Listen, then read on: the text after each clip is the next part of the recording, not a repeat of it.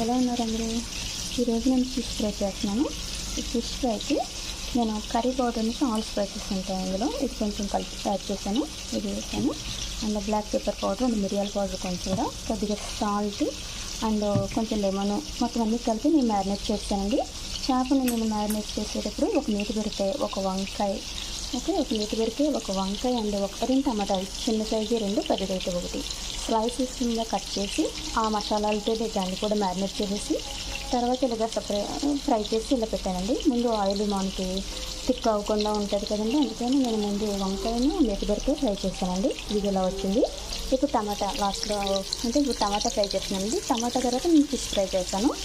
చాలా బాగుంటుందండి. రైస్తో తింటే చాలా డిఫరెంట్గా, అంటే మామూలుగా ఎప్పుడు మసాలాలు ఎక్కువగా మనం ఇండియన్స్ అంటే మసాలాలు వాడతాం కదండి, అలా కాకుండా డిఫరెంట్గా చాలా బాగుంటుందండి. ఓకే, చాలా బాగుంటుంది. ఒకసారి ట్రై చేయండి మీరు కూడా. నేను చాలాసార్లు తిన్నానండి, బట్ ఇప్పుడు నేను మీకు చూపిస్తున్నాను.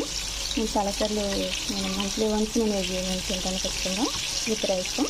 చాలా బాగుంటుందండి, చాలా నీట్గా ఉంటుంది, యమ్మీగా ఉంటుంది. మీరు కూడా ట్రై చేయండి, అంటే చాలా బాగుంటుంది. నేను అయినా కానీ మనకి కారం కావాలి కాబట్టి నేను ఒక చిల్లీ, గ్రీన్ చిల్లీ ఒకటి నేను ట్రై చేసుకుంటానండి నా టేస్ట్కి తగ్గట్టు. చాలా బాగుంటుందండి. ఇలాగా వెజిటేబుల్స్ తిన్నట్టుగా ఉంటుందండి మనకి, అండ్ డిఫరెంట్గా ట్రై చేసినట్టు ఉంటుంది. నేను చాలా సంవత్సరాలుగా నేను తింటున్నాను ఈ ఫుడ్, ఈ డిష్ చాలా సంవత్సరాలుగా నేను ట్రై చేస్తున్నానండి. నేను ఇలా స్ట్రైనర్లో వేసానండి, చూసారా, అలా ఆయిల్ అలా అబ్జర్వ్ కిందకి వచ్చేస్తుంది. ఆయిలీగా ఉండదండి మనం తినేటప్పుడు కూడా. చాలా బాగుంటుందండి, మీరు కూడా ట్రై చేయండి.